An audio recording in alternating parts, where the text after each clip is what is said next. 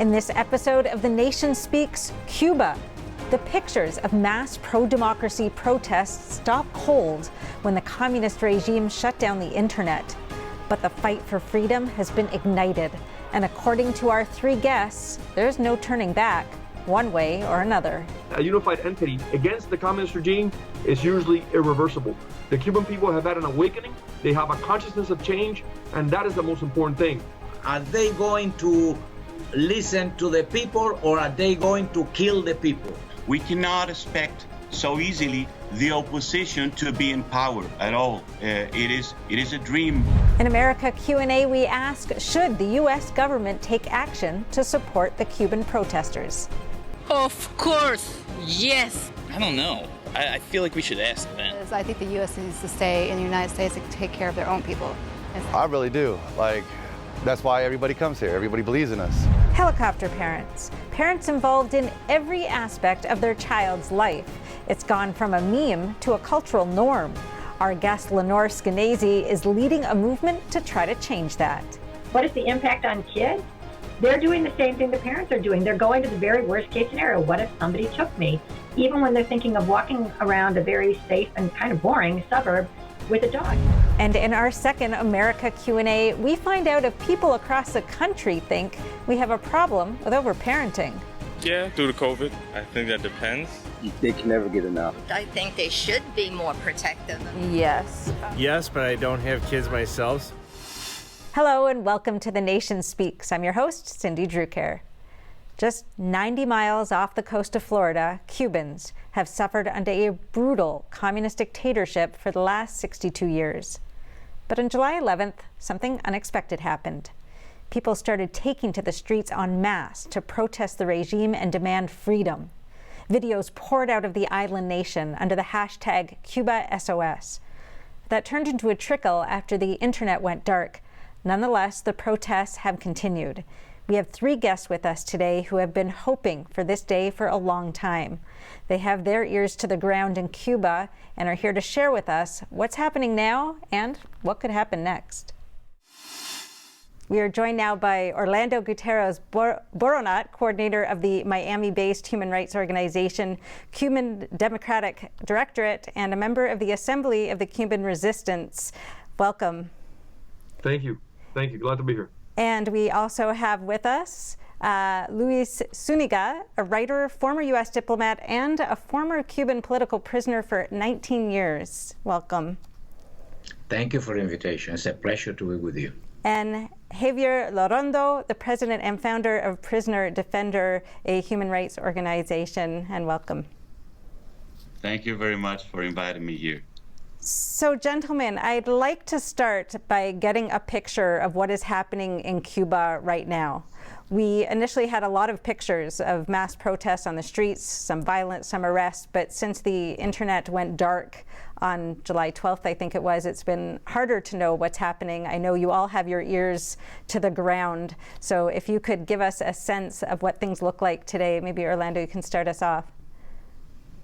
Well, what we had was unprecedented protests throughout the country in over 40 towns and cities. I think the number is 45, where thousands of Cubans went onto the streets calling for an end to the regime, down with communism, freedom, and what has become the main slogan of the movement, Patria y Vida, homeland and life, which is a response to a communist slogan, which is homeland and death.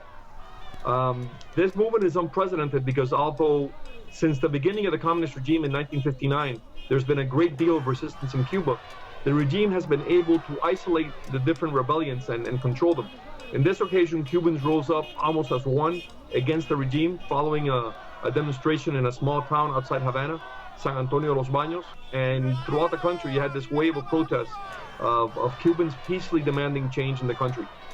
The scale of this protest is not just unprecedented under communist rule, it's unprecedented in the 20th and 21st centuries of Cuban history. Never before in the 20th and 21st century have we had a rising of this magnitude against the communist regime. And it's a rising for freedom, it's a rising for democracy, for life. People don't want to leave, they want to stay and have a country they can live in. And that's very important to emphasize. Javier, why do you think people have been unafraid and are rising right now? Well, there are a couple of circumstances that have led this to happen. First of all, the ideological superiority that the regime has been claiming for years is not believed anymore by its people at all.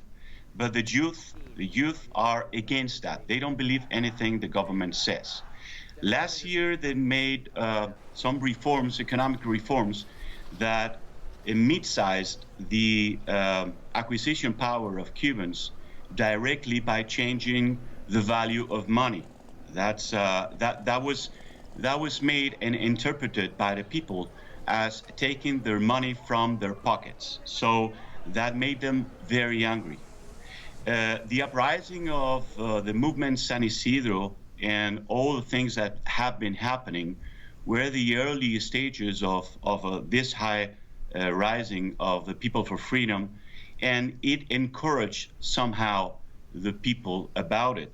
But the pandemic and the economic recession that Cuba is suffering due to very badly taken reforms and not making any advances on freedom, economic freedom, that has led to a perfect melted pot for exploding into a rising.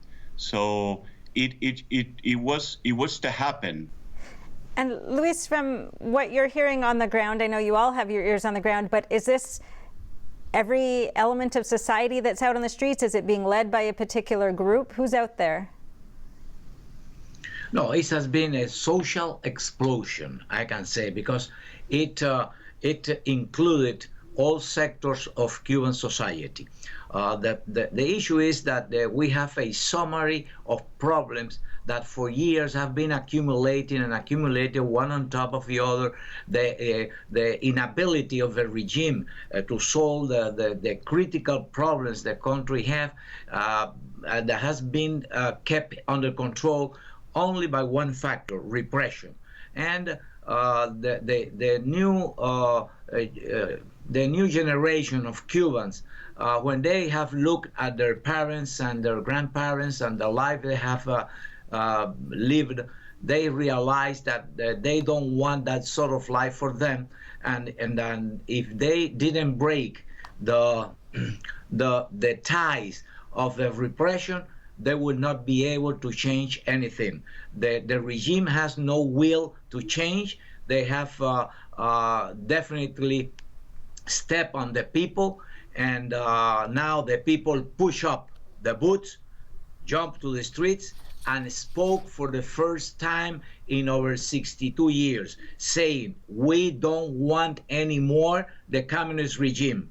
What they asked for was freedom, liberty, end of communism. They didn't ask for food, they didn't ask for vaccines, they didn't ask for anything material, because they know that all the problems in Cuba, the reason they have those problems is the regime, the political system they have imposed on the Cubans. So Javier, since you work specifically with political prisoners, what's the situation of arrests? We have like some numbers, but do we have any way of knowing exactly how extensive it is? We estimate, all the NGOs estimate, more than 1,000 detainees, and let's say less than 4,000, less than 5,000, but there are thousands of detainees that have been taken not only the 11th, but the days after, because they went after them through the videos and remembering who was there, who was in the protest. So thousands of people, but they have been liberating some free of charges, some other with precautionary measures like prison, in-house prison. Some others have been kept into prison. There are hundreds of people in that situation. So the issue here is how to account and be serious about how many people are in prison today, because the families are so afraid to talk.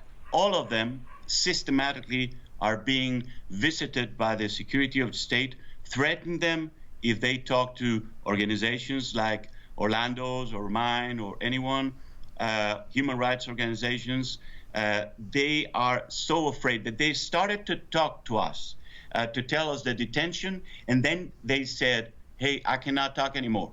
So this is happening with those hundreds of people who are still in prison. So we have a big task to be able to account, to have accountability for everything that has been happening. Be sure to watch the entire episode, now available exclusively on epochtv.com, a new completely censorship-free premium subscription platform brought to you by the Epoch Times. See you there.